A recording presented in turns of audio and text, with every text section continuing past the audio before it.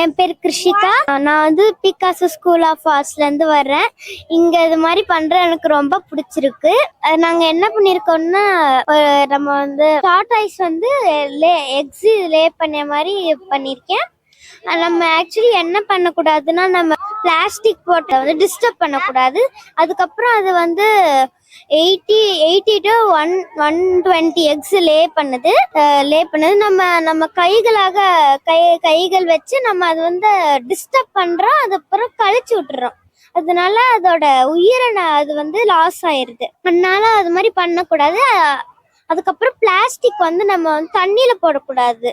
இந்த சீ வாட்டர்ல போடக்கூடாது. ஏன்னா மெயினா அங்கதான் டர்ட்டில்ஸ் நிறைய ஃபிஷஸ்லாம் அதுக்குள்ளதான் வாழுது. ஸோ அது வந்து அஃபெக்ட் பண்ணாது. அதுக்கப்புறம் நம்ம வந்து அந்த பிளாஸ்டிக் குப்பைகளை வந்து நம்ம டஸ்ட்பின்ல போடணும். அது வந்து ரொம்ப முக்கியம். தேங்க்யூ.